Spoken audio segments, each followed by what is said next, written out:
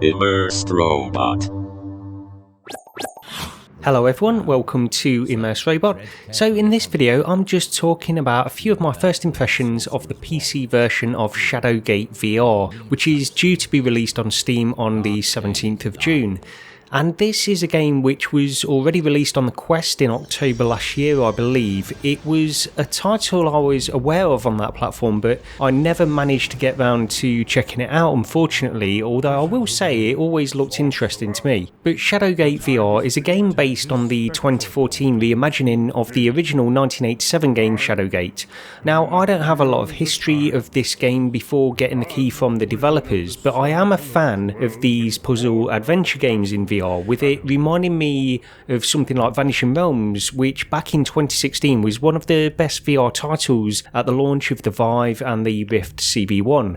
So going into this game, it immediately invokes those impressions of something like Vanishing Realms, in that you adventure around these corridors, interacting with puzzles, collecting money and items from chests and breaking boxes and pots, with the money or items floating above them, ready for you to reach out and grab them. But these graphics are going for something with a more realistic aesthetic than Vanishing Realms, and you immediately get access to a wand, which can be used initially for shooting fireballs at enemies, and also at the runes to activate certain things in order to progress as well. Shadowgate VR reminded me in some ways of some of the more accomplished early titles of 2016 VR in a number of ways, which are actually very positive, and I just want to talk about this for a moment. So first off, there's the performance.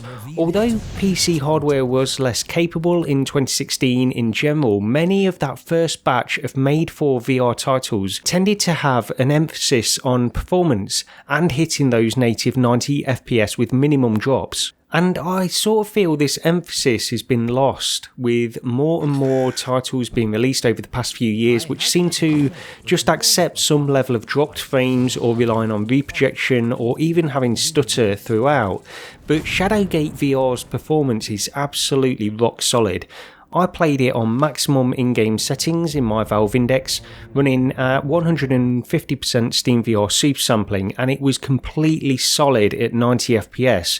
And although it's not the highest quality graphics you're ever going to experience in a VR game, everything looks really nice and sharp, with lighting playing a big overall part, I feel. I am playing on an RTX 3080, but having consistent performance like this makes me certain that by just slightly adjusting settings, most people should be able to get the game running well even on a lower end VR system. The minimum requirements are listed as a GTX 1060, and with no super sampling and lowering the in-game settings slightly, I can't really see this being a problem to run well on a system like that either. The other advantage that this solid performance in Shadowgate seems to have comes in the way of immersion. This is something that's really underrated, but when you hit a constant 90 FPS with zero stutters or dropped frames, or even occasionally relying on reprojection, you get more of a sense that you're in a real world. The walls and the overall environment just feels solid and more real, which reminds me of how much overall performance can affect this sensation and the overall immersion of being in VR. Quality, control and polish also seem really high in Shadowgate VR. I've only played for a couple of hours so far, but I've never once hit a bug or something that doesn't seem quite right. It feels high quality when you play it, and again, although the graphics aren't absolutely incredible, they're definitely high quality enough to give the adventure a sense of realism. The puzzles at the stage I'm in are relatively basic and environmental based, or activating runes, collecting keys or tablets to progress. Some do take a while to work out what they're actually asking you to do, but your guide on this journey, a crow, will offer tips which increasingly help with the solution if you request that help. So you can just push a button and increasingly it will give you more and more information on how to solve these puzzles. So it's sort of up to you how much you rely on that really. The game is not all perfect though, and I did find a couple of points of frustration already, in that certain puzzles rely on you collecting a specific key or tablet at specific points. Sometimes if you don't do this or you miss things along the way, then there can be a fair amount of backtracking in sections. This isn't ordinarily a problem, although when it does require you to navigate certain puzzles again and again, then it can be a little bit frustrating.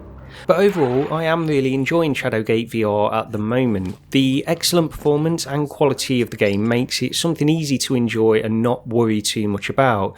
Of course, you'd have to be a fan of these types of puzzle adventure games, but if that's the case, then I think you'll get something out of it. But that's pretty much it from me. Thank you very much for watching this video, and I'll see you next time.